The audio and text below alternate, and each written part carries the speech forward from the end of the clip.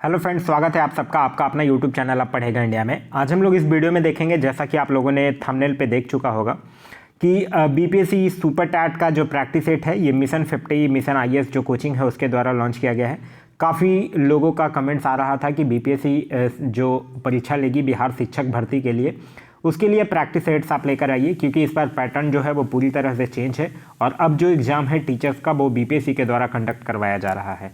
BPSC नाम ही काफ़ी है, इससे आप लोग एग्ज़ाम के टफेस्ट लेवल की बारे में सोच सकते हैं कि बीपीएससी अपने आप में एक नाम ही काफ़ी है। तो इसकी प्रिपरेशन जो है वो आप लोगों को उसी तरह से इस चीज़ को ध्यान में रखकर करना होगा कि बीपीएससी एग्ज़ाम कंडक्ट करवा रही है। तो इस क्रम में बढ़ते हुए ये जो मिशन 50 आईएएस कोचिंग है जो कि रंजीत सर के द्वारा गाइडेड है, ये रंजीत सर को भी आप लोग भली भांति परिचित होंगे इनके नाम से। ये कुछ दिन पहले तक बिहार के प्राथमिक शिक्षा के निदेशक भी रह चुके हैं।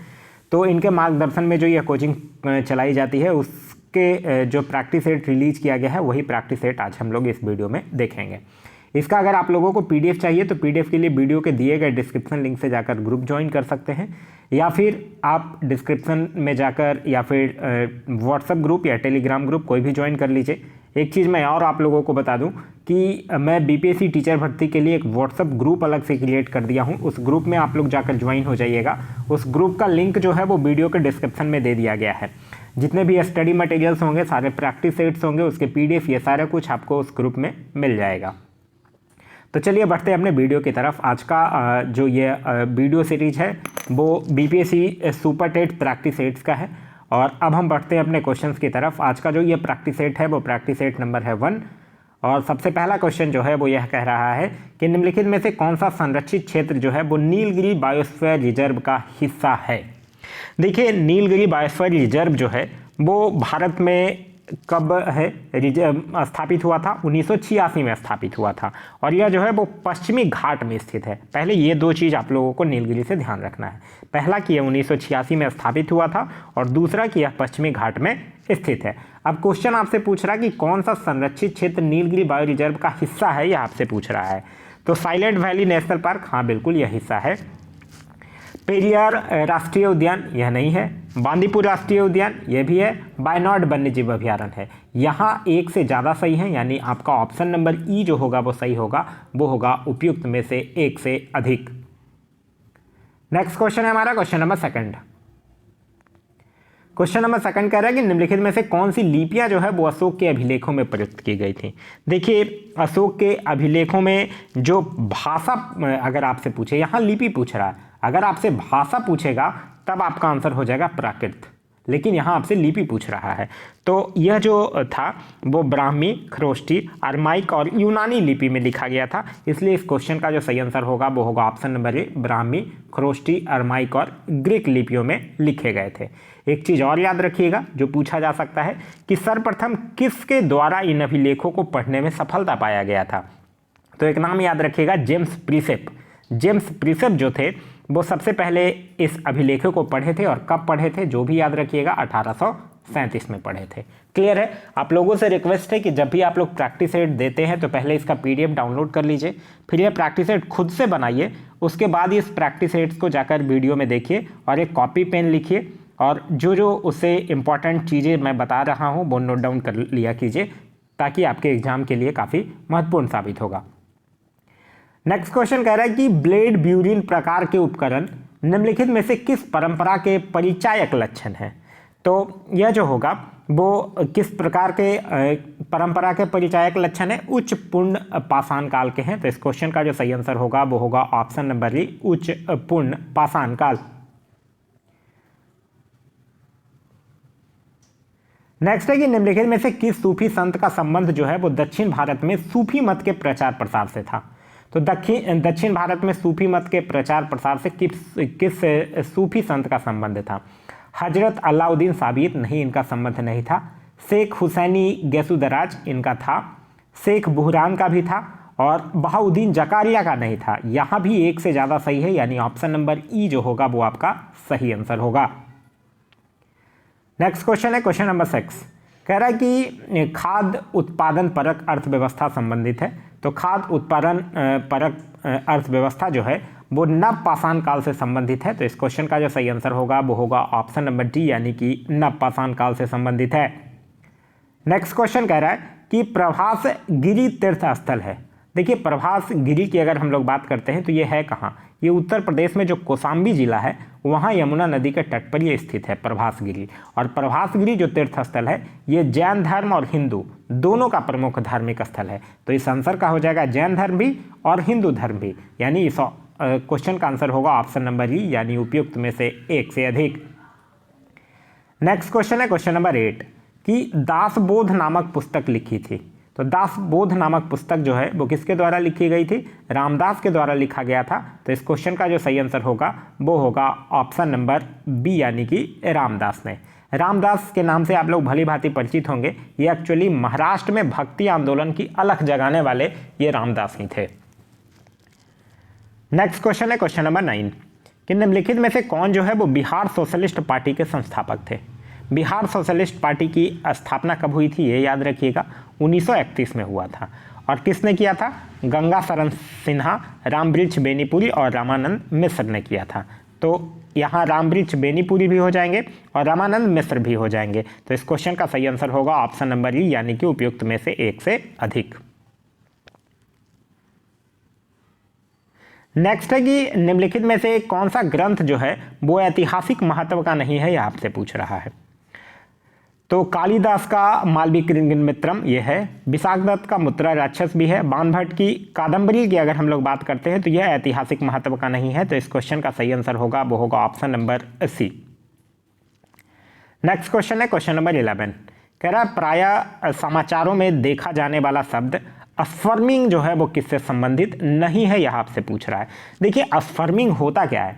अस्फर्मिंग एक्चुअली धन शोधन की एक तकनीक है जिसमें बड़ी मात्रा में नकदी को कई छोटे लेन देन में शामिल किया जाता है।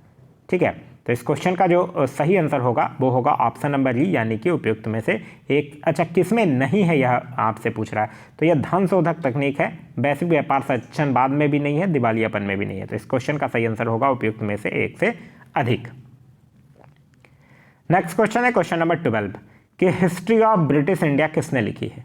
हिस्ट्री ऑफ ब्रिटिश इंडिया जो है वो जेम्स मिल के द्वारा लिखी गई पुस्तक है, जिस पुस्तक में उन्होंने समाजवादी दृष्टिकोण से भारतीय इतिहास का विवेचन किया है। तो इस क्वेश्चन का जो सही आंसर होगा वो होगा ऑप्शन नंबर बी, यानी कि जेम्स मिल। नेक्स्ट है कि कायस्थ शब्द का उल्लेख सर्वप्रथम किस स्मृति में मिलता है? देखिए, कायस्थ शब्द का पहली बार उल्लेख जो है वो याज्ञवल्क्य स्मृति में मिलता है, जबकि एक जाति के रूप में अगर कायस्थों का उल्लेख पूछा जाए तो ओसनम स्मृति में मिलता है। ठीक है, तो यहाँ पूछ रहा सर्वप्रथम किस स्मृति में मिलता है? तो इस क्वेश्चन का जो सही आंसर होगा वो होगा option number C. Next question है कि कपित राज सम्मेलन का संबंध किस आंदोलन से है? तो कपित राज सम्मेलन का संबंध जो है वो बारदोली आंदोलन से है। तो इस क्वेश्चन का सही आंसर होगा वो होगा ऑप्शन नंबर डी, यानी कि बारदोली आंदोलन से।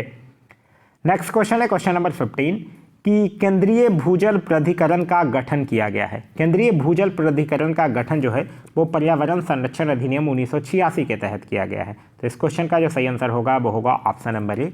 याद रखिएगा, देश में भूजल विकास और प्रबंधन के नियमन और नियंत्रण के उद्देश्य से ही केंद्रीय भूजल प्राधिकरण की गठन जो है वो पर्यावरण संरक्षण अधिनियम 1986 के धारा 3(3) के तहत जो है वो किया गया है। नेक्स्ट क्वेश्चन है क्वेश्चन नंबर 16, कह रहा है कि जोनाथन डंकन ने सन 1792 में संस्कृत कॉलेज की स्थापना कहाँ किया था? तो 1792 में जोनाथन डंकन जो थे वो बनारस में संस्कृत कॉलेज की स्थापना किए थे। तो इस क्वेश्चन का जो सही आंसर होगा वो होगा ऑप्शन नंबर डी, यानी कि वाराणसी में। नेक्स्ट है कि भारत में स्त्रियों को शिक्षा की अनुमति किसने दी थी? स्त्रियों की शिक्षा की अनुमति जो है वो डलहौजी ने दिया था। तो इस क्वेश्चन का जो सही आंसर होगा वो होगा ऑप्शन नंबर ए, क्योंकि एक्चुअली आप लोग पढ़े होंगे कि एक वुड डिस्पैच आता है और फिर यही गवर्नर जनरल जो लॉर्ड डलहौजी था वो वुड डिस्पैच की जो सभी सिफारिशें थी उसको लागू कर देता है। तो इस तरह से इस क्वेश्चन का जो सही आंसर होगा वो होगा लॉर्ड डलहौजी। नेक्स्ट क्वेश्चन है क्वेश्चन नंबर 18, कह रहा है निम्नलिखित में से असुमेलित कीजिए और नीचे दिए गए कूट से सही उत्तर का चयन कीजिए, यह आपको बताना है। ठीक है, अगर बात करते हैं कि जमा मस्जिद, तो जमा मस्जिद कहाँ किसके साथ मैच करेगा? हुसैन शाह सरकी के साथ मैच करेगा। क्लियर है। अगर बात करते हैं मोठ मस्जिद तो यह सिकंदर लोदी के साथ मैच करेगा। फिर है झंझरी मस्जिद, झंझरी मस्जिद जो है वो इब्राहिम सरकी के साथ मैच करेगा। उसके बाद फिर है हजार सीतुन महल, हजार सीतुन महल जो है वो किसके साथ? अलाउद्दीन खिलजी के साथ मैच करेगा। और कुब्बुल उल इस्लाम, कुब्बुल उल इस्लाम जो है वो कुतुबुद्दीन ऐबक के साथ मैच करेगा। क्लियर है। तो इस तरह से इसको आप अरेंज करेंगे तो इसका जो सही आंसर होगा वो कौन सा होगा? वो होगा option number C. Next question है क्वेश्चन नंबर 19। क्वेश्चन नंबर 19 कह रहा है कि सहायक संधि स्वीकार करने वाला प्रथम राज्य कौन है?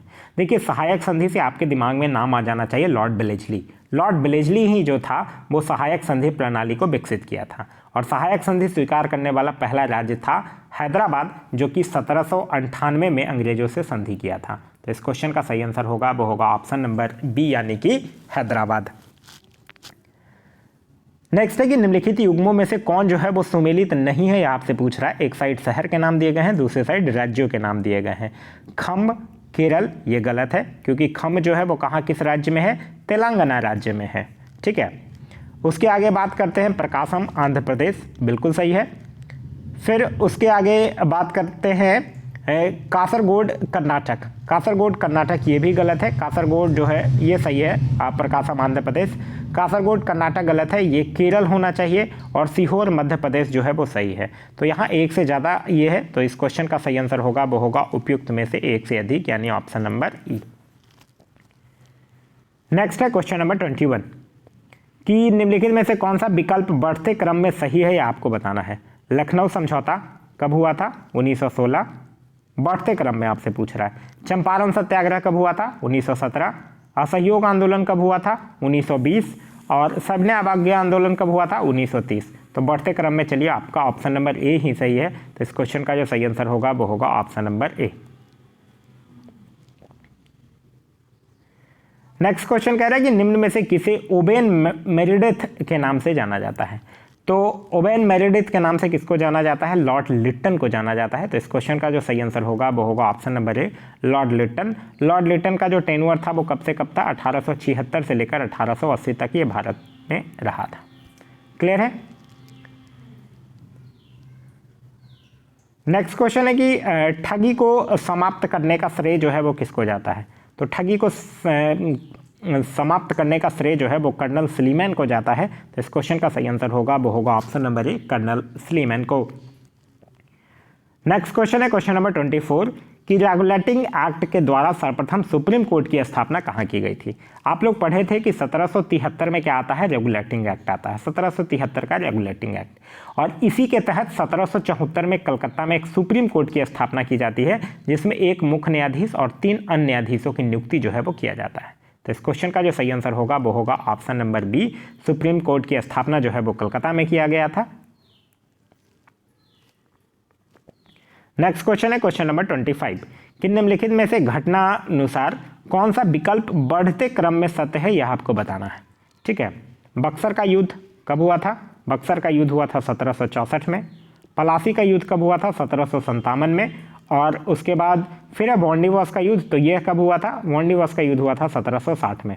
बढ़ते क्रम में ये नहीं सजा हुआ है, तो ये गलत है, ये भी गलत है। ऑप्शन नंबर सी जो है वो सही है, ये सीक्वेंस में है, क्योंकि देखिए पलासी का युद्ध 1757, वांडीवास का युद्ध 1760 और बक्सर का युद्ध 1764। तो इस क्वेश्चन का सही आंसर होगा वो होगा option number C. Next question कह रहा है कि सत्यशोधक मंडल की स्थापना जो है वो किसने किया था? सत्यशोधक मंडल की स्थापना बंबई में 1873 में किया गया था। और किनके द्वारा किया गया था? ज्योतिबा फूले के द्वारा किया गया था। तो इस क्वेश्चन का सही आंसर होगा वो होगा option number D, Jyotiba Phule के द्वारा। नेक्स्ट क्वेश्चन है कि सन 1906 में कांग्रेस का अध्यक्ष कौन था? तो 1906 में कलकत्ता में अधिवेशन हुआ था और इसकी अध्यक्षता जो है वो दादा भाई नौरोजी के द्वारा किया गया था। और इसी 1906 के अधिवेशन में स्वराज शब्द का प्रयोग किया गया था। यह क्वेश्चन इंपॉर्टेंट है, ध्यान रखिएगा। तो इस क्वेश्चन का जो सही आंसर होगा वो होगा ऑप्शन नंबर ए, यानी कि दादा भाई नौरोजी ने। नेक्स्ट है कि सूची 1 और सूची 2 को सुमेलित कीजिए और नीचे दिए गए कूट से सही उत्तर का चयन कीजिए, यह आपको बताना है। नामदेव की अगर बात करते हैं तो यह महाराष्ट्र के साथ मैच करेंगे। चैतन्य की अगर बात करते हैं तो पश्चिम बंगाल, सूरदास उत्तर प्रदेश और नानक जो है वो पंजाब के साथ मैच करेगा। क्लियर है। नेक्स्ट क्वेश्चन है क्वेश्चन नंबर 29। क्वेश्चन नंबर 29 है कि बंबई में नौसैनिक विद्रोह कब घटित हुआ था। तो बंबई में नौसैनिक विद्रोह जो है वो फरवरी 1946 में घटित हुआ था। तो इस क्वेश्चन का सही आंसर होगा वो होगा ऑप्शन नंबर ए। नेक्स्ट है कि अकबर के सैन्य अभियानों को कालक्रम में सजाइए और नीचे दिए गए कूट से सही उत्तर का चयन कीजिए। मालवा कब हुआ था? 1561 में। गुजरात कब हुआ था? यह 1572-73 की बात है। ठीक है। हल्दी घाटी कब हुआ था? 1576 में। आसीरगढ़ कब हुआ था? 1601 में। कश्मीर कब हुआ था? 1586 में। और सिंध कब हुआ था? 1595 में। अब इसको आप लोग बड़े आराम से जैसे कहेगा वैसे अरेंज कर सकते हैं। क्लियर है। चलिए नेक्स्ट क्वेश्चन कह रहा है कि सूची 1 और सूची 2 के साथ सुमेलित कीजिए और सूची के नीचे दिए गए कूट का प्रयोग करते हुए सही उत्तर चुनिए। एक साइड इस्पात उत्पादक है, दूसरे साइड लौह अयस्क का स्रोत दिया गया है। ठीक है। सबसे पहले है भद्रावती। भद्रावती केमानगुंडी कर्नाटक के साथ मैच करेगा। भिलाई की अगर बात करते हैं तो राजहरा के साथ मैच करेगा। जमशेदपुर की अगर बात करते हैं तो गुरु महिसानी के साथ मैच करेगा। और कुल्टी आसनसोल की बात करते हैं तो यह जो है वो गुबा के साथ मैच करेगा। फिर से आगे सूची 1 और सूची 2 को मिलाना है। एक साइड फसल है और दूसरी साइड प्रमुख उत्पादक क्षेत्र हैं जो दिए गए हैं। नारियल की बात करते हैं तो पपुआ न्यू गिनी के साथ मैच करेगा। केला का अगर बात करते हैं तो इक्वाडोर के साथ मैच करेगा। मूंगफली जो है वो सेनेगल के साथ मैच करेगा और चाय जो है वो केन्या के साथ मैच करेगा। क्लियर है। चलिए नेक्स्ट क्वेश्चन है क्वेश्चन नंबर 33। कह रहा है कि निम्नलिखित में से कौन जो है वो भारत की सीमा में स्थित एकमात्र सक्रिय ज्वालामुखी है। तो भारत की सीमा में स्थित एकमात्र सक्रिय ज्वालामुखी जो है वो है बैरनदीप। तो इस क्वेश्चन का जो सही आंसर होगा वो होगा ऑप्शन नंबर बी यानी कि बैरनदीप।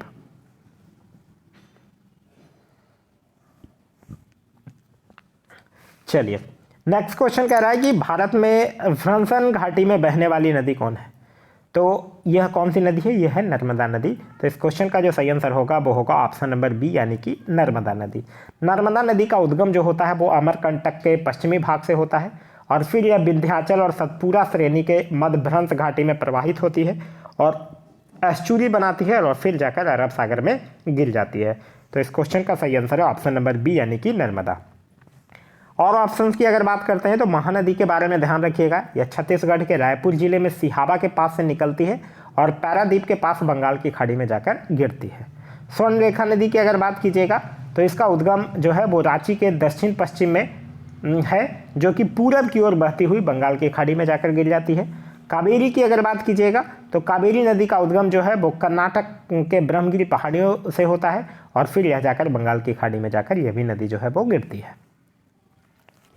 नेक्स्ट क्वेश्चन है क्वेश्चन नंबर 35। निम्नलिखित में से कौन जो है वो अजैविक घटक नहीं है, यहाँ से पूछ रहा है। कार्बोहाइड्रेट अजैविक घटक है, कार्बन डाइऑक्साइड भी अजैविक घटक है, शैवाल अजैविक घटक नहीं है। तो इस क्वेश्चन का जो सही आंसर होगा वो होगा ऑप्शन नंबर सी यानी कि शैवाल। नेक्स्ट है कि वैगनर के अनुसार महाद्वीपीय प्रवाह के लिए निम्नलिखित में से कौन सा बल उत्तरदायी था। तो वैगनर के अनुसार क्या था कि जो सभी महाद्वीप हैं वो एक एकल महाद्वीपीय भूखंड के रूप में गठित थे और यह एक विशाल महासागर से घिरा हुआ था। तो इस क्वेश्चन का जो सही आंसर होगा वो होगा ऑप्शन नंबर डी यानी कि ज्वारीय बल। नेक्स्ट क्वेश्चन है क्वेश्चन नंबर 37। क्वेश्चन नंबर 37 कह रहा है कि नागा जनजाति की बस्तियां सामान्यतः अवस्थित होती हैं। तो नागाओं का निवास क्षेत्र एक्चुअली नागालैंड भारत के उत्तर पूर्वी भाग में स्थित है, वहां होता है। तो इस क्वेश्चन का जो सही आंसर होगा वो होगा ऑप्शन नंबर बी यानी कि कटक शिखरों पर। नेक्स्ट क्वेश्चन है क्वेश्चन नंबर 38 कि निम्नलिखित में से कौन सा युग्म जो है वो सुमेलित है, यह आपको बताना है। कारपेंट्रिया की खाड़ी इटली, ये गलत है। कारपेंट्रिया की खाड़ी जो होगा वो ऑस्ट्रेलिया में स्थित है, ध्यान रखिएगा। पोहाई की खाड़ी थाईलैंड, पोहाई की खाड़ी जो है वो कंबोडिया में है, ये थाईलैंड में नहीं है, यह भी गलत है। टोंकिंग की खाड़ी मलेशिया, ये भी गलत है, ये वियतनाम में है। ठीक है। और मर्तबान की खाड़ी, तो मर्तबान की खाड़ी म्यांमार, ये सही है। यहाँ से पूछ रहा कौन सा युग्म सुमेलित है, यहाँ से पूछ रहा है। तो मर्तबान की खाड़ी म्यांमार सुमेलित है। तो इस क्वेश्चन का सही आंसर होगा वो होगा ऑप्शन नंबर डी। नेक्स्ट है कि बुशमैन का निवास क्षेत्र निम्न में से किस मरुभूमि में स्थित है। तो बुशमैन का निवास क्षेत्र जो है एक्चुअली अफ्रीका का जो कालाहारी मरुस्थल है उसी में बुशमैन निवास करते हैं। तो इस क्वेश्चन का जो सही आंसर होगा वो होगा ऑप्शन नंबर बी यानी कि कालाहारी मरुस्थल। पृथ्वी का सर्वाधिक आयतन और द्रव्यमान जो है वो पाया जाता है। तो पृथ्वी का सर्वाधिक आयतन और द्रव्यमान जो है वो आंतरिक कोण में पाया जाता है। तो इस क्वेश्चन का जो सही आंसर होगा वो होगा ऑप्शन नंबर डी। नेक्स्ट है कि भूतापीय शक्ति मुख्यतः। तो भूतापीय शक्ति या मुख्यतः जो होता है वो नवीकरणीय होता है। तो इस क्वेश्चन का जो सही आंसर होगा वो होगा ऑप्शन नंबर बी यानी कि नवीकरणीय ऊर्जा, जिसको अपरंपरागत ऊर्जा भी कहते हैं। नेक्स्ट है कि मिन्स्क सेकंड शांति प्रक्रिया 2015 निम्नलिखित में से किस देशों के बीच विवाद से संबंधित है। तो यह एक्चुअली रूस और यूक्रेन के विवाद से संबंधित है। तो इस क्वेश्चन का सही आंसर होगा वो होगा ऑप्शन नंबर डी यानी कि रूस और यूक्रेन के बीच विवाद से संबंधित है। नेक्स्ट क्वेश्चन है क्वेश्चन नंबर 43। क्वेश्चन नंबर 43 कह रहा है कि निम्नलिखित में से किस अधिनियम के द्वारा केंद्र शासित प्रदेश की अवधारणा को भारतीय संविधान में प्रस्तुत किया गया था। तो देखिए, संघ शासित प्रदेश की अवधारणा को संविधान के 7वें संविधान संशोधन 1956 के द्वारा जोड़ा गया था। तो इस क्वेश्चन का जो सही आंसर होगा वो होगा ऑप्शन नंबर बी 7वां संविधान संशोधन अधिनियम 1956। नेक्स्ट क्वेश्चन है क्वेश्चन नंबर 44 कि निम्नलिखित में से कौन जो है वो प्रशांत महासागर में स्थित नहीं है, आपसे पूछ रहा है। देखिए, मैरियाना जो है वो प्रशांत महासागर में स्थित ही गर्त है। टोंगा जो है वो भी है। उसके बाद सुंडा नहीं है, सुंडा जो है वो हिंद महासागरीय गर्त है। तो इस क्वेश्चन का जो सही आंसर होगा वो होगा ऑप्शन नंबर सी यानी कि सुंडा। नेक्स्ट क्वेश्चन है क्वेश्चन नंबर 45 कि निम्नलिखित में से कौन जो भौमाकीय काल शिलाओं के अभिनव जमाव से विशेषित है। तो यह कौन है, होलीसीन है। तो इस क्वेश्चन का जो सही आंसर होगा वो होगा ऑप्शन नंबर बी। नेक्स्ट है कि येलोस्टोन नेशनल पार्क अवस्थित है। तो येलोस्टोन नेशनल पार्क जो है वो अमेरिका में स्थित है। तो इस क्वेश्चन का सही आंसर होगा वो होगा ऑप्शन नंबर सी संयुक्त राज्य अमेरिका में। धौलाधर तथा पीर पंजाल की महत्वपूर्ण श्रेणियां अवस्थित हैं।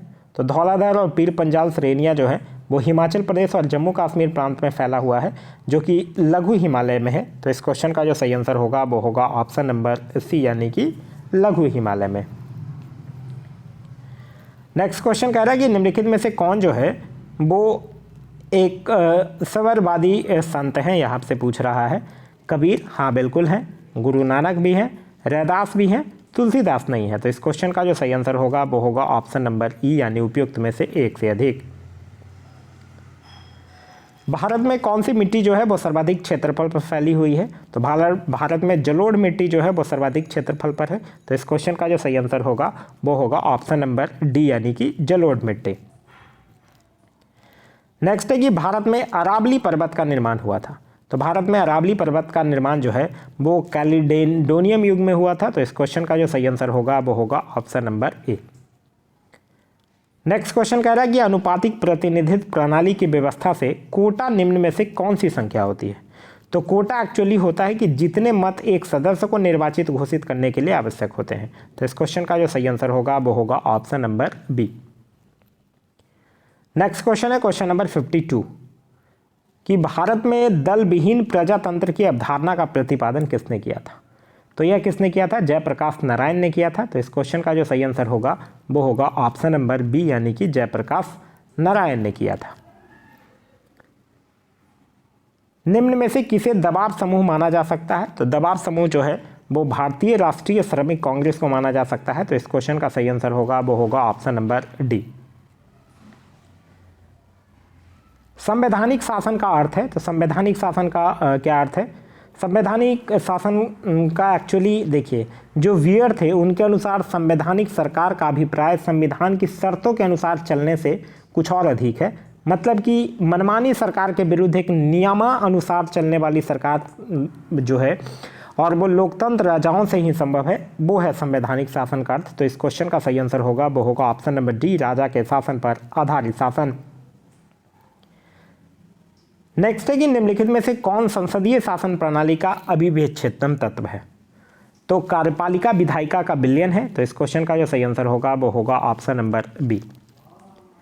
नेक्स्ट क्वेश्चन है क्वेश्चन नंबर 56 कि संसदीय सरकार में मंत्रिमंडलीय उत्तरदायित्व की आड़ में नौकरशाही पनपती है, यह कथन किसका है? तो यह कथन जो है वो आइवर जेनकिंस का है, तो इस क्वेश्चन का जो सही आंसर होगा वो होगा ऑप्शन नंबर बी।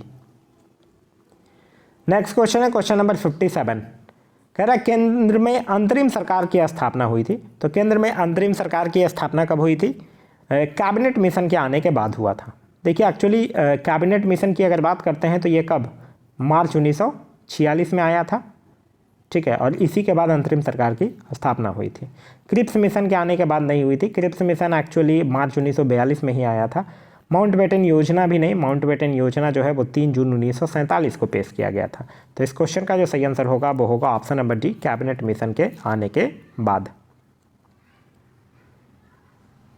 निम्नलिखित में से कौन से दल का प्रतिनिधित्व जो है वो भारत की संविधान निर्माण सभा में नहीं था, यह आपसे पूछ रहा है। यही लिबरल पार्टी था, हिंदू महासभा का नहीं था। तो इस क्वेश्चन का जो सही आंसर होगा वो होगा ऑप्शन नंबर बी, यानी कि हिंदू महासभा। नेक्स्ट क्वेश्चन कह रहा है कि भारत के संसदीय इतिहास में प्रथम बर्मिंघम का नेतृत्व किसने किया था? तो यह किसने किया था? फिरोज शाह मेहता ने किया था। तो इस क्वेश्चन का जो सही आंसर होगा वो होगा ऑप्शन नंबर ए, यानी फिरोज शाह मेहता के द्वारा किया गया था। नेक्स्ट क्वेश्चन है कि भारतीय संविधान में किस संशोधन के द्वारा आंतरिक अशांति शब्दों के स्थान पर सशस्त्र विद्रोह शब्द का प्रयोग किया गया था? तो यह कौन से संविधान संशोधन के तहत हुआ था? 44वां संविधान संशोधन के तहत। तो इस क्वेश्चन का जो सही आंसर होगा वो होगा ऑप्शन नंबर ए। नेक्स्ट है कि भारतीय संविधान की 8वीं अनुसूची में कितने भाषाओं का उल्लेख है? 8वीं अनुसूची में लास्ट टाइम अमेंडमेंट हुआ था 52वां संविधान संशोधन अधिनियम में, और उसी के द्वारा संविधान की 8वीं अनुसूची में 4 भाषाएं जोड़ी गई थी, बोडो, डोगरी, मैथिली और संथाली।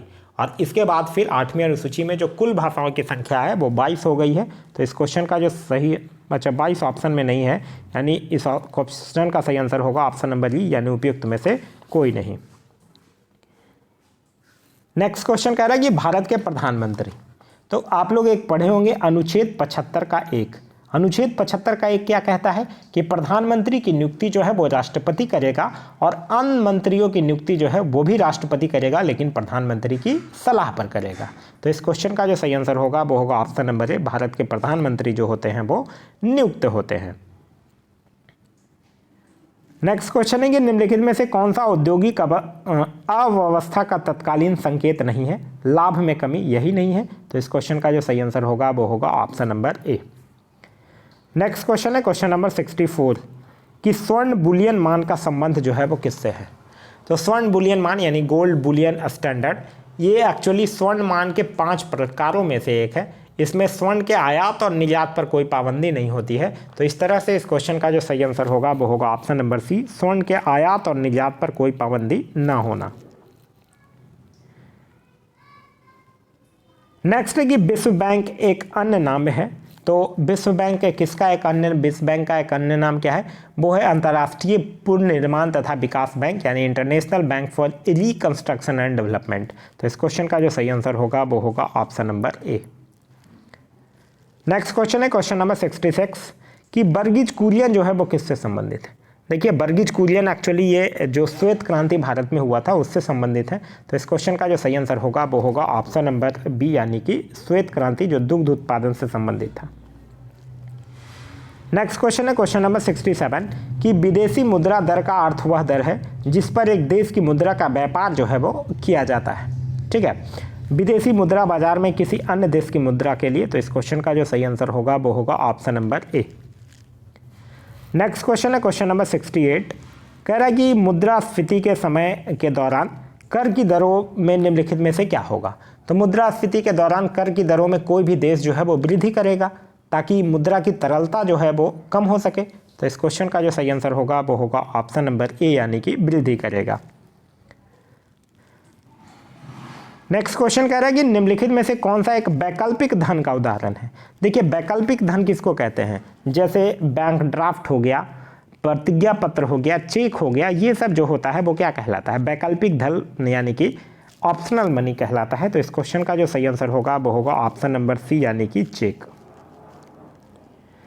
नेक्स्ट क्वेश्चन है क्वेश्चन नंबर 70, कह रहा है लघु उद्योगों के लिए उच्चतम वित्त निकाय कौन सा है? तो वो है सिडबी, जिसको कि हम लोग कहते हैं small industry development bank of India, जिसकी स्थापना जो है वो अप्रैल 1990 में किया गया था। तो इस क्वेश्चन का जो सही आंसर होगा वो होगा ऑप्शन नंबर बी यानी कि सिडबी।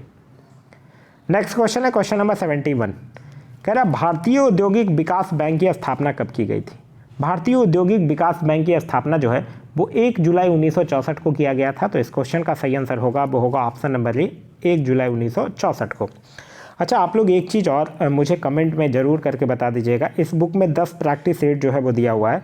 अगर ये 10 प्रैक्टिस सेट कंटिन्यू आप लोगों को चाहिए तो कमेंट करके ज़रूर बता दीजिएगा कि हाँ ये प्रैक्टिस सेट आप लोगों को चाहिए।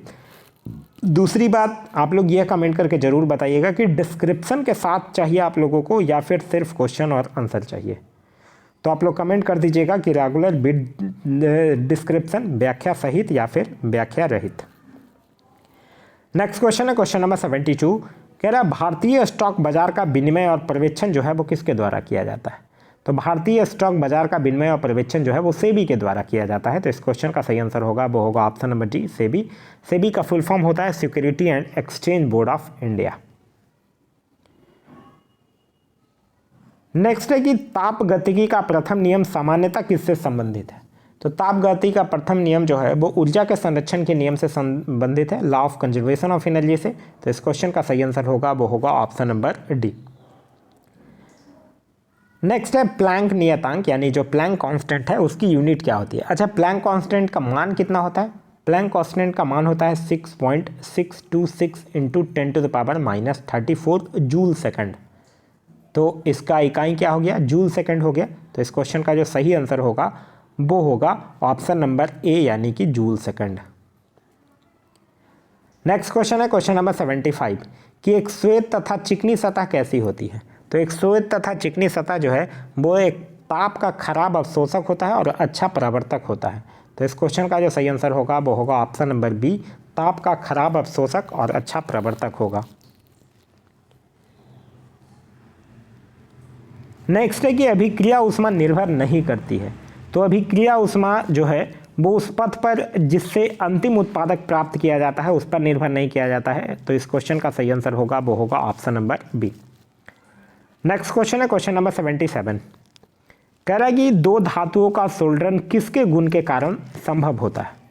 तो दो धातुओं का सोल्डरन जो है वो आसंजन गुण के कारण संभव होता है। तो इस क्वेश्चन का जो सही आंसर होगा वो होगा option number D. Next question है क्वेश्चन नंबर 78, कह रहा है कि जब किसी पाषाण खंड को पानी में डुबोया जाता है तो वह समान में पानी को विस्थापित कर देता है। एक्चुअली देखिए समान के बाद स्पेस होना चाहिए, ठीक है, फिल इन द ब्लैंक्स वाला क्वेश्चन है। ये यहाँ कह रहा है कि जब किसी पाषाण खंड को पानी में डुबोया जाता है तो वो समान मात्रा में पानी को विस्थापित कर देता है। तो समान आयतन जितना उसका होता है उसी मात्रा में वो पानी को विस्थापित कर देता है। तो इस क्वेश्चन का जो सही आंसर होगा वो होगा ऑप्शन नंबर डी यानी कि आयतन। नेक्स्ट क्वेश्चन कह रहा है कि निम्नलिखित में से अधिक जलन जो है वो किससे पैदा होती है? तो जिसका जो गुप्त ऊष्मा जितना अधिक होगा उससे होगा। तो गुप्त ऊष्मा सबसे ज़्यादा अधिक होता है भाप का। तो इस क्वेश्चन का सही आंसर होगा वो होगा ऑप्शन नंबर सी यानी स्टीम। नेक्स्ट है कि पदार्थ का परमाणु सिद्धांत जो है वो किसने प्रतिपादित किया था? तो पदार्थ का परमाणु सिद्धांत जो है वो डाल्टन ने प्रतिपादित किया था। तो इस क्वेश्चन का सही आंसर होगा वो होगा ऑप्शन नंबर बी यानी कि डाल्टन ने। नेक्स्ट है कि कौन से दो आधारभूत बल को न्यूट्रॉनों के बीच आकर्षक बल जो है वो उपलब्ध करा सकते हैं? तो गुरुत्वीय और नाभिकीय आकर्षण बल। तो इस क्वेश्चन का जो सही आंसर होगा वो होगा option number C. Next question कह रहा है कि परमाणु तत्व संख्या 29 जो है वो किससे संबंधित है? तो 29 किस में आएगा? डी ब्लॉक में रखा जाता है। तो इस क्वेश्चन का जो सही आंसर होगा वो होगा ऑप्शन नंबर बी यानी कि डी ब्लॉक। नेक्स्ट है कि निम्नलिखित में से किस देश की सीमा कैस्पियन सागर से नहीं लगती है, आपसे पूछ रहा है। तुर्कमेनिस्तान का लगता है, कजाकिस्तान का भी लगता है, आर्मेनिया का नहीं लगेगा, चीन का भी नहीं लगेगा। तो इस क्वेश्चन का जो सही आंसर होगा, ये दो ए और बी दोनों सही हैं, यानी ऑप्शन नंबर ई जो होगा वो सही आंसर होगा। नेक्स्ट है कि अमोनिया का एक गुण कौन सा है? तो अमोनिया का एक गुण होता है कि इसमें ये जलीय विलयन में लाल लिटमस को नीला कर देता है। तो इस क्वेश्चन का जो सही आंसर होगा, इसके जलीय विलयन में लाल लिटमस नीला हो जाता है। नेक्स्ट है क्वेश्चन नंबर 85 कि पुरानी किताबों का कागज जो है वो भूरा किसके कारण होता है। तो एक्चुअली पुरानी किताबों का कागज जो होता है वो सेलुलोज के ऑक्सीकरण के कारण भूरा हो जाता है। तो इस क्वेश्चन का जो सही आंसर होगा वो होगा ऑप्शन नंबर डी, यानी सेलुलोज के ऑक्सीकरण के कारण। नेक्स्ट है कि पीतल में क्या होता है। तो पीतल जो है वो तांबा और जिंक का एक मिश्र धातु होता है। तो इस क्वेश्चन का सही आंसर होगा वो होगा ऑप्शन नंबर ए, तांबा और जिंक। नेक्स्ट है कि मानव शरीर में प्रचुर मात्रा में कौन सा तत्व है। तो मानव शरीर में प्रचुर मात्रा में कौन सा तत्व पाया जाता है, ऑक्सीजन पाया जाता है। तो इस क्वेश्चन का सही आंसर होगा वो होगा ऑप्शन नंबर डी, यानी कि ऑक्सीजन। नेक्स्ट है कि खट्टे स्वाद के लिए कोशिकाएं जीवा के किस भाग पे होती है। तो जीव के किस भाग पे खट्टा स्वाद का होता है, ये होता है पार्श्व भाग पे। तो इस क्वेश्चन का जो सही आंसर होगा वो होगा ऑप्शन नंबर सी, जीवा के पार्श्व किनारे पे खट्टे स्वाद के लिए कोशिकाएं जो होती हैं वो पाई जाती हैं। नेक्स्ट है कि पशु प्रोटीन को प्रथम श्रेणी का प्रोटीन माना जाता है क्योंकि। तो देखिए, पशु प्रोटीन को प्रथम श्रेणी का प्रोटीन इसलिए माना जाता है क्योंकि वो जो अनिवार्य अमीनो एसिड होता है उससे भरपूर होता है, और इन अमीनो अम्लों का निर्माण जो है वो जंतु शरीर में नहीं होता है, इसीलिए उसे को भोजन से लेना आवश्यक होता है। तो इस क्वेश्चन का जो सही आंसर होगा वो होगा ऑप्शन नंबर ए, अनिवार्य अमीनो एसिड से भरपूर होता है।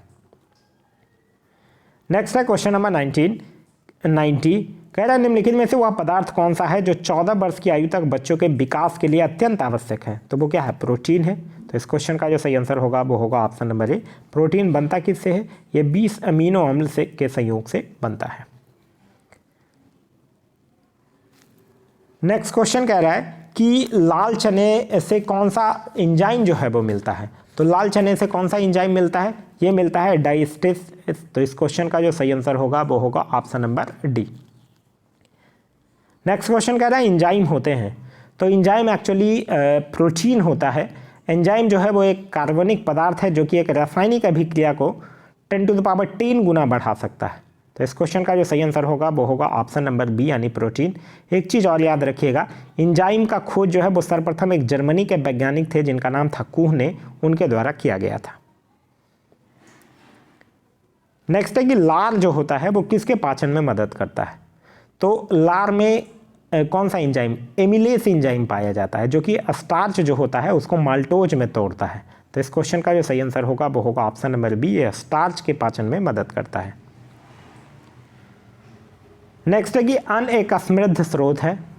तो अन्न जो होता है वो स्टार्च का एक समृद्ध स्रोत होता है। तो इस क्वेश्चन का जो सही आंसर होगा वो होगा ऑप्शन नंबर ए, स्टार्च का। आगे है कि दूध को दही में स्कंदित करने वाला एंजाइम कौन सा है। तो दूध को दही में स्कंदित करने वाला जो एंजाइम होता है उस एंजाइम को क्या कहा जाता है, रेनिन। रेनिन ही जो है वो दूध को दही में स्कंदित करता है। तो इस क्वेश्चन का जो सही आंसर होगा वो होगा option number A, renin enzyme. Next है कि निम्नलिखित में से किसका संश्लेषण जो है वो यकृत द्वारा किया जा सकता है। तो यकृत जो है वो विटामिन ए का संश्लेषण करता है और कुछ समय के लिए इसका संचय भी करता है। तो इस क्वेश्चन का जो सही आंसर होगा वो होगा ऑप्शन नंबर ए, यानी कि विटामिन ए। और विटामिन ए का जो केमिकल नाम होता है वो होता है रेटिनॉल, ये भी ध्यान रखिएगा। नेक्स्ट क्वेश्चन है क्वेश्चन नंबर 97, कह रहा है कि भारत में सबसे पुराना गिरजाघर सेंट थॉमस चर्च जो है वो किस राज्य में स्थित है। तो सेंट थॉमस चर्च जो है वो केरल के थ्रिसूर जिले में स्थित है। तो इस क्वेश्चन का जो सही आंसर होगा वो होगा ऑप्शन नंबर सी, यानी कि केरल में स्थित है। नेक्स्ट है कि पटना जिले की सीमा किसके साथ साझा नहीं होती है। देखिए, पटना जिला जो है वो अगर आप इधर से देखिएगा तो वैशाली से लगेगा, सारण से लगेगा, भोजपुर से लगेगा, फिर इधर अरवल, जहानाबाद, नालंदा, लखीसराय, बेगूसराय, समस्तीपुर, ये सब के साथ पटना जिला जो है वो अपना सीमा जो है वो साझा करेगा। मुंगेर से नहीं करेगा, सारण से करेगा, अरवल से करेगा, शेखपुरा से नहीं करेगा क्योंकि शेखपुरा के पहले लखीसराय, तो उससे कर लेगा। तो इस क्वेश्चन का जो सही आंसर होगा वो होगा ऑप्शन नंबर ई, यानी कि उपयुक्त में से एक से अधिक। नेक्स्ट है निम्नलिखित कथनों में से कौन सा सही है यह आपको बताना है। ठीक है, कह रहा है दो उत्तरोत्तर श्रृंग यानी दो सक्सेसिव क्रेस्ट है अथवा दो उत्तरोत्तर गर्त के मध्य की दूरी को आवृत्ति कहते हैं। तो यहाँ आपसे पूछ रहा है कि कौन सा सही है। यह तो सही नहीं है, क्योंकि दो उत्तरोत्तर श्रृंग और दो उत्तरोत्तर गर्भ के मध्य के दूर को आवृत्ति नहीं कहते हैं बल्कि तरंग दैर्घ्य कहते हैं, वेवलेंथ कहते हैं। ठीक है, फिर उसके बाद है कि एक्स किरणों के विवर्तन के द्वारा क्रिस्टलों की संरचना का अध्ययन किया जाता है, ये बिल्कुल सही है। रडार में रेडियो तरंगों की सहायता से स्थिर तथा गतिमान दोनों प्रकार की वस्तुओं को पता लगाया जा सकता है, यह भी सही है। अवरक्त तरंग विद्युत चुंबकीय तरंगों का एक प्रकार है, यह भी सही है। तो यह तीनों सही है, सिर्फ और सिर्फ ए गलत था। तो इस क्वेश्चन का जो सही आंसर होगा वो होगा ऑप्शन नंबर ई, यानी उपयुक्त में से एक से अधिक जो है वो सही है। नेक्स्ट कह रहा है कि बिहार के लौंगी भुइयाँ, जिसे दूसरा माउंटेन मैन भी कहा जाता है, किस जिले से हैं? देखिए, ये लौंगी भुइयाँ जो अगर हम बात करते हैं, ये एक्चुअली बिहार के गया ज़िले में है और यह एक किसान है जो कि 30 वर्ष की कड़ी मेहनत के बाद 3 किलोमीटर लंबी नहर का निर्माण कर देते हैं, तो इसलिए इनको दूसरा माउंटेन मैन भी कहा जाता है। तो इस क्वेश्चन का जो सही आंसर होगा वो होगा ऑप्शन नंबर डी, यानी कि गया से है। नेक्स्ट है कि बिंबिसार ने ब्रह्मदत्त को पराजित करके कौन सा राज्य जीता था? बिंबिसार जो है वो ब्रह्मदत्त को हराकर अंग राज्य को मगध में मिला लेता है। तो इस क्वेश्चन का जो सही आंसर होगा वो होगा ऑप्शन नंबर ए, अंगराज। बिंबिसार जो था वो राजगृह का निर्माण करके भी उसको अपनी राजधानी बनाता है। यह लगभग 52 वर्षों तक मगध पर शासन करता है। नेक्स्ट क्वेश्चन है क्वेश्चन नंबर 102, यानी कह रहा है कि मौखरी शासक ने किसे परास्त कर मगध के अधिकांश भाग को जीत लिया? तो मौखरी शासक ने दामोदर गुप्त को हराकर मगध के अधिकांश भाग को जीत लिया था। तो इस क्वेश्चन का जो सही आंसर होगा वो होगा ऑप्शन नंबर बी, यानी कि दामोदर गुप्त। नेक्स्ट है, निम्नलिखित में से कौन सा सुरक्षा बल जो है वो केंद्रीय सशस्त्र पुलिस बल यानी CAPF, central armed police forces का हिस्सा है? देखिए, CAPF जो है वो गृह मंत्रालय के तहत भारत में 7 सुरक्षा बलों को संदर्भित करता है। 7 सुरक्षा बल कौन कौन है? असम राइफल्स है, ठीक है, उसके बाद सीमा सुरक्षा बल यानी BSF है, उसके बाद CISF है, फिर CRPF है, ये 4 हो गए। 5वां हो गया ITBP, 6 हो गया, और 6ठा हो गया NSG, 7 हो गया, नहीं 6 हो गया। 7वां एक और बचा SSB। ये 7 जो है वो CAPF के अंतर्गत का हिस्सा है, ठीक है। नेक्स्ट क्वेश्चन है क्वेश्चन नंबर 104 कि बिहार के कन्नौज वंश के शासक हरि सिंह देव को पराजित करने वाला सुल्तान कौन था? तो देखिए, 1324 में बंगाल अभियान से वापस होते रहता है कौन? गियासुद्दीन तुगलक। वही बिहार के कन्नौज वंश के सम्राट हरि सिंह को पराजित करता है और उसके राज्य पर अधिकार कर लेता है, और इसी युद्ध के बाद कन्नौज वंश का अंत हो जाता है और हरि सिंह जो होता है वो कन्नौज वंश के अंतिम शासक के रूप में साबित हो जाता है। तो इस क्वेश्चन का जो सही आंसर होगा वो होगा ऑप्शन नंबर बी, यानी कि गियासुद्दीन तुगलक। नेक्स्ट क्वेश्चन है कि पल्लव नरेश नंदी बर्मन तृतीय के विषय में निम्नलिखित में से कौन सा कथन सत्य है, यह आपको बताना है। नंदी बर्मन तृतीय के काल में कला व साहित्य में उन्नति हुई थी, ये बिल्कुल सही है। कांची के मुक्तेश्वर मंदिर का निर्माण करवाया था, यह भी बिल्कुल सही है। बैकुंठ पेरुमल मंदिर का निर्माण करवाया, यह भी सही है। इसके दरबार में पेरू देवनार थे, ये गलत है। तो इस क्वेश्चन का जो सही आंसर होगा वो होगा ऑप्शन नंबर, अच्छा यहाँ पूछ रहा कौन सा कथन सही है, तो 3 ये कथन सही है, यानी ऑप्शन नंबर ई जो होगा वो आपका सही आंसर होगा।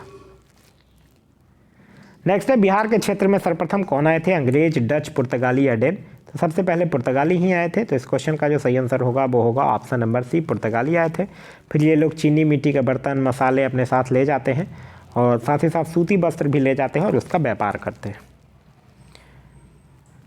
नेक्स्ट है, 1763 में पटना स्थित अंग्रेजों की फैक्ट्री पर किसने अधिकार कर लिया था? तो 1773 में पटना स्थित अंग्रेजों की फैक्ट्री पर अधिकार कर लिया था नवाब मीर जाफ़र। एक्चुअली यह जो लड़ाई है वो शुरू हुई थी, मीर कासिम जो है वो पराजित कर देता है, लेकिन फिर मीर कासिम को हटाकर मीर जाफ़र को बंगाल का नवाब बनाया जाता है। तो इस क्वेश्चन का जो सही आंसर होगा वो होगा ऑप्शन नंबर सी, यानी नवाब मीर जाफ़र ने। नेक्स्ट है कि बिहार का पृथक प्रांत के रूप में गठन कब हुआ था? देखिए 1912 आप लोगों को याद होगा, जब बंगाल से अलग करके बिहार और उड़ीसा को एक नया प्रांत बनाया गया था, और फिर 1935 में बिहार से उड़ीसा को अलग कर दिया गया था। तो इस क्वेश्चन का सही आंसर होगा वो होगा ऑप्शन नंबर सी, 1912। फिर भारत के संविधान में पहला संशोधन जो है वो किस राज्य के कारण हुआ था, यह आपसे पूछ रहा है। तो भारत के संविधान में जो पहला संशोधन है वो 1951 में हुआ था और 9वीं अनुसूची को जोड़ा गया था, और ये एक्चुअली बिहार में जमींदारी अनुमूलन कानून को जब जमींदारों ने चुनौती दिया था तो यह संशोधन हुआ था। तो इस क्वेश्चन का सही आंसर होगा वो होगा ऑप्शन नंबर डी यानी बिहार। नेक्स्ट है कि बिहार राज्य के जेपी आंदोलन या संपूर्ण क्रांति से संबंधित कौन सा कथन जो है वो असत्य है, यह आपको बताना है। कह रहा है जयप्रकाश नारायण ने इस आंदोलन का नेतृत्व अपने हाथ में इस सत्र पर लिया था कि आंदोलन शांतिपूर्ण होगा, बिल्कुल सही है। फिर उसके बाद है कि बिहार के वर्तमान नेता लालू प्रसाद यादव, नीतीश कुमार, रविशंकर प्रसाद, सुशील मोदी इसी आंदोलन से संबंधित है, यह भी सही है। यह आंदोलन सन 1975 की इमरजेंसी लगाने के कारणों में से एक था, यह भी सही है। इस आंदोलन को कांग्रेस का समर्थन प्राप्त था, यह गलत है। इस आंदोलन को कांग्रेस का समर्थन प्राप्त नहीं था। तो इस क्वेश्चन का सही आंसर होगा वो होगा ऑप्शन नंबर डी।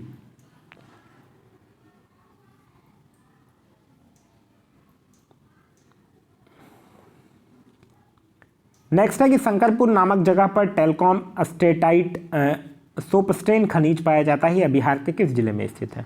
तो यह जो है वो बिहार के किस जिले में स्थित है? मुंगेर जिले में स्थित है। तो इस क्वेश्चन का सही आंसर होगा वो होगा ऑप्शन नंबर डी यानी कि मुंगेर। नेक्स्ट है कि बिहार के सारण प्रमंडल में जिलों की सही संख्या कितनी है? सारण प्रमंडल में 3 जिले हैं, सारण, सिवान और गोपालगंज। तो इस क्वेश्चन का सही आंसर होगा वो होगा ऑप्शन नंबर सी। बिहार सरकार जो है वो हर साल 23 अप्रैल को विजय दिवस के रूप में किस महान शहीद को श्रद्धांजलि अर्पित करने के लिए मनाता है? तो यह बाबू कुंवर सिंह को श्रद्धांजलि अर्पित करने के लिए मनाया जाता है। तो इस क्वेश्चन का जो सही आंसर होगा वो होगा ऑप्शन नंबर ए, बाबू कुंवर सिंह। नेक्स्ट है कि गंगा के दक्षिणी मैदान में निम्नलिखित में से कौन सी नदी जो है वो प्रवाहित नहीं होती है, आपसे पूछ रहा है। तो पैमार होती है, फल्गु होती है, पुनपुन भी होती है, बागमती नहीं होती है दक्षिणी मैदान में प्रवाहित। तो इस क्वेश्चन का सही आंसर होगा वो होगा ऑप्शन नंबर सी, बागमती नदी। नेक्स्ट है कि बिहार में कांबर झील पक्षी अभ्यारण्य कहाँ स्थित है? तो कांबर झील बर्ड सेंचुरी जो है वो बेगूसराय में स्थित है। तो इस क्वेश्चन का सही आंसर होगा वो होगा ऑप्शन नंबर सी, बेगूसराय। आगे है कि नहरों द्वारा सबसे अधिक सिंचाई बिहार प्रदेश में किस क्षेत्र में होता है? तो नहरों के द्वारा सबसे अधिक सिंचाई जो है वो बिहार में रोहतास में होता है, ठीक है, उसके बाद भोजपुर में। तो इस क्वेश्चन का जो सही आंसर होगा वो होगा ऑप्शन नंबर सी, रोहतास। पहले नंबर पे रोहतास हो जाएगा, सेकंड नंबर पे भोजपुर और थर्ड नंबर पे औरंगाबाद। नेक्स्ट है कि भारत का सर्वाधिक लीची उत्पादकता एवं उत्पादन वाला राज्य कौन सा है? तो बिहार है जो यहाँ सर्वाधिक लीची होता है। तो इस क्वेश्चन और यहाँ के शाही लीची को जीआई टैग भी दिया गया है। तो इस क्वेश्चन का जो सही आंसर होगा वो होगा ऑप्शन नंबर डी यानी कि बिहार। आगे है कि बिहार में रेशम उत्पादन से संबंधित तसर और रेशम की इकाइयाँ कहाँ स्थित है? तो एक्चुअली भागलपुर वाले क्षेत्र में स्थित है। तो इस क्वेश्चन का सही आंसर होगा वो होगा ऑप्शन नंबर ए यानी कि भागलपुर। नेक्स्ट निम्नलिखित में से कौन जो है वो सही सुमेलित है, यह आपको बताना है। एक साइड प्राचीन सभ्यताएं हैं और दूसरे साइड उनके स्थान के नाम दिए गए हैं। तो एग्जेक्ट सभ्यता जो है वो मैक्सिको, बिल्कुल सही है। माया सभ्यता ब्राज़ील, ये गलत है, माया सभ्यता भी हो जाएगा मैक्सिको में ही। फारसी सभ्यता ईरान सही है और इंकान सभ्यता इक्वाडोर, यह भी सही है। तो कौन सुमेलित है आपसे पूछ रहा है? तो इस क्वेश्चन का सही आंसर होगा उपयुक्त में से एक से अधिक यानी ऑप्शन नंबर ई। क्लियर है? बस एक ही गलत है, माया सभ्यता ब्राज़ील नहीं, माया सभ्यता मैक्सिको होना चाहिए। आगे है जनगणना 2011 के अनुसार बिहार के सबसे कम जनसंख्या घनत्व वाले जिलों का सही बढ़ते क्रम में कौन सा है? तो वो कौन सा है? कैमूर, जमुई, बांका, पश्चिम चंपारण, यही है। तो इस क्वेश्चन का सही आंसर होगा वो होगा ऑप्शन नंबर ए। नेक्स्ट है कि राजगीर के गिरकुट पर्वत पर मगध के किस शासक को भगवान बुद्ध ने बौद्ध धर्म को दीक्षित किया था? तो यह किसने? बिंबिसार को। तो इस क्वेश्चन का जो सही आंसर होगा वो होगा ऑप्शन नंबर ए यानी कि बिंबिसार। नेक्स्ट है कि पावापुरी में स्थित कमल रूपी तालाब के बीच निर्मित जल मंदिर का संबंध किससे है? एक्चुअली देखिए, पावापुरी में महावीर जो थे उनकी मृत्यु हुई थी, मतलब निर्वाण हुआ था, और जिस जगह पर उनका अंतिम संस्कार किया गया था वही कमल रूपी तालाब के बीच जल मंदिर का निर्माण किया गया है। तो इस क्वेश्चन का जो सही आंसर होगा वो होगा ऑप्शन नंबर सी यानी कि जैन धर्म।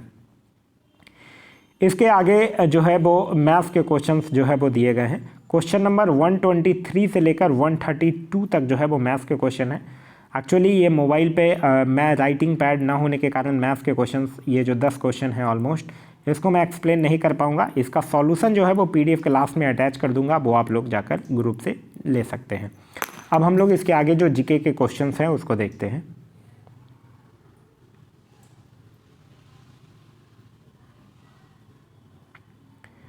कह रहा है कि किस नदी को विश्व की सबसे कमज़ोर वाटर टावर के रूप में से एक के रूप में चयनित किया गया था।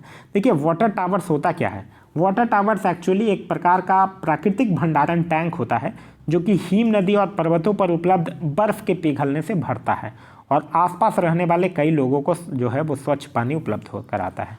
यहाँ आपसे क्वेश्चन कह रहा है कि किस नदी को विश्व के सबसे कमज़ोर वाटर टावर के रूप में चयनित किया गया है, तो वो किया गया है सिंधु नदी को। तो इस क्वेश्चन का जो सही आंसर होगा वो होगा ऑप्शन नंबर डी यानी कि सिंधु नदी को।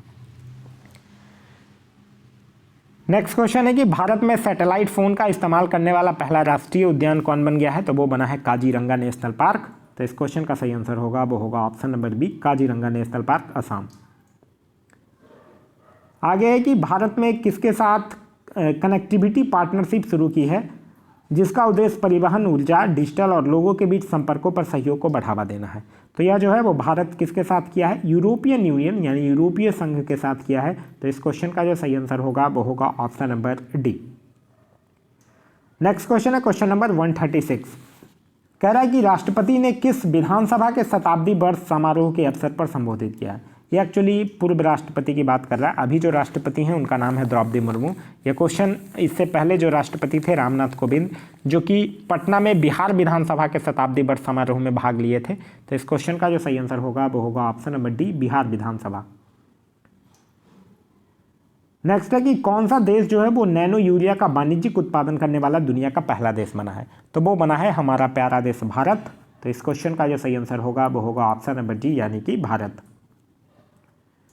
नेक्स्ट है कि नेशनल मोनेटाइजेशन पाइपलाइन योजना किसने लॉन्च किया है।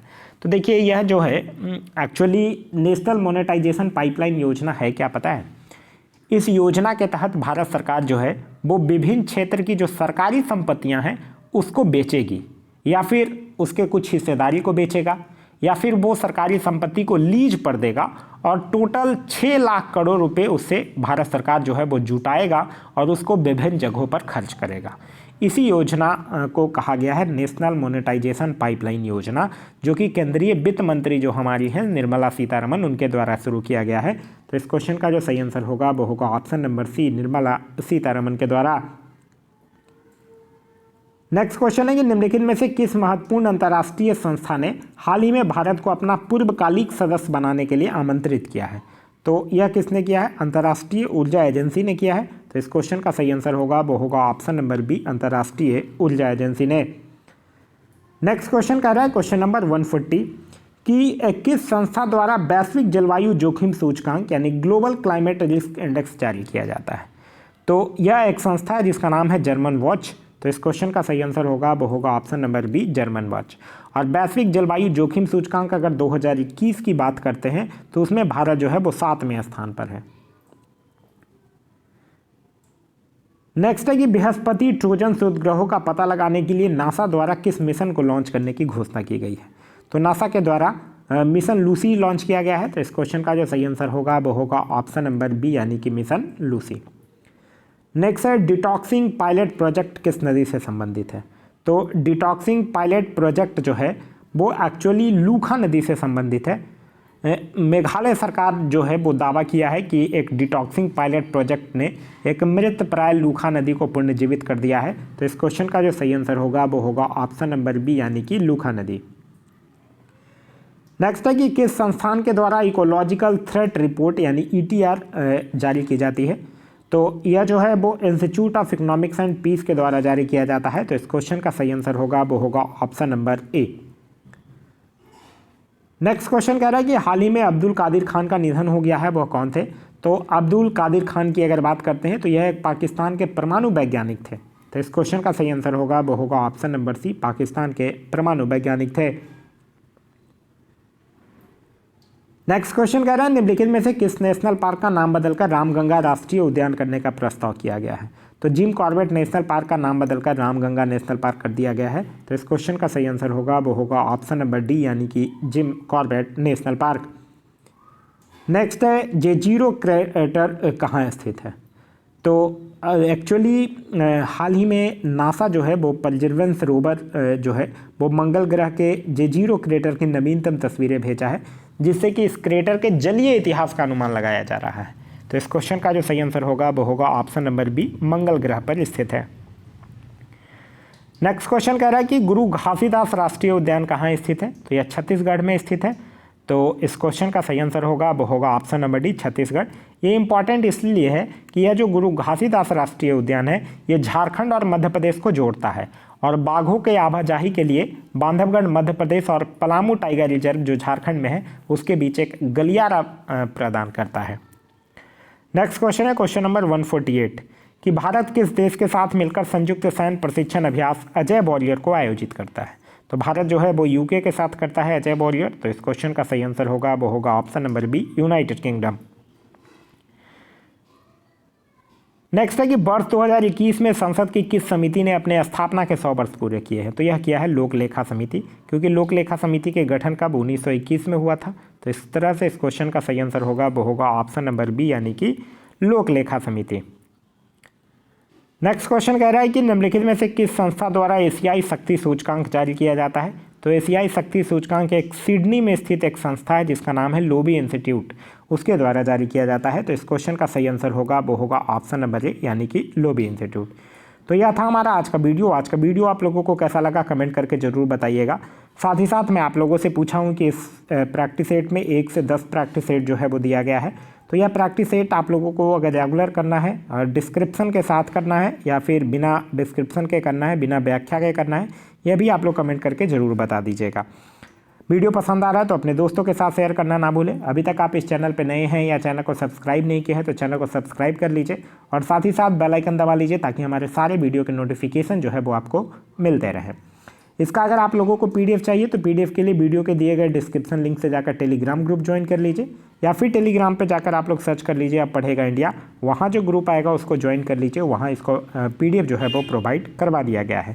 Thanks for watching.